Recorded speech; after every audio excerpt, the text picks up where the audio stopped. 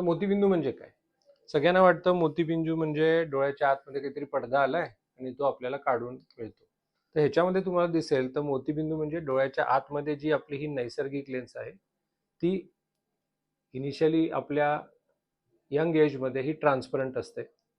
जशी आपली केस पांढरी व्हायला लागतात तसं हे डोळ्याच्या आतली ही नैसर्गिक लेन्स पण हळूहळू पांढरी व्हायला लागते. आणि जसं हे पांढरे व्हायला लागले तसं पेशंटला धुसर दिसायला लागतं, कारण की हा आपल्या डोळ्याच्या आत जे चित्र जाणार आहे त्याला हे अडवतं.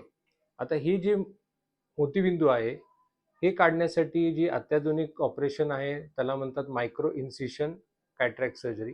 म्हणजे एकदम 1.8 to 2 मिलीमीटर इन्सिशनमध्ये आपण ऑपरेशन करतो आणि त्यामुळे आजकाल ह्या ऑपरेशनसाठी आपल्याला कुठल्याही प्रकारचं इंजेक्शन द्यावं लागत नाही.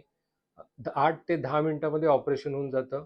कुठल्याही प्रकारचा पेशंटला जर त्रास असेल की बाबा जर बीपी आहे, पेशंट बीपी वाढलेले पेशंट आहेत, ते घेत आहेत, गोळ्या घेत आहेत, त्यांना हृदयाचा त्रास आहे, दम्याचा त्रास आहे, ज्यांना दुसरी गोष्ट म्हणजे मधुमेहाचा, डायबिटीसचा आहे, शुगर वाढलेली, आमचं ध्येय असं असतं की पेशंट मधुमेहाच्या आपल्या गोळ्या नेहमीप्रमाणे घेत आहेत आणि त्यांचं जे काही डोळ्यात आहे ना, मोतीबिंदूच्या ऑपरेशनच्या वेळी जे पण ब्लड शुगरचे जे फ्लक्च्युएशन होतात ते फ्लक्च्युएशन कितीही असू दे, गोळ्या घेत असल्यामुळे आपण ऑपरेशन करताना तुम्हाला काही त्रास होणार नाही अशी काळजी घेतो.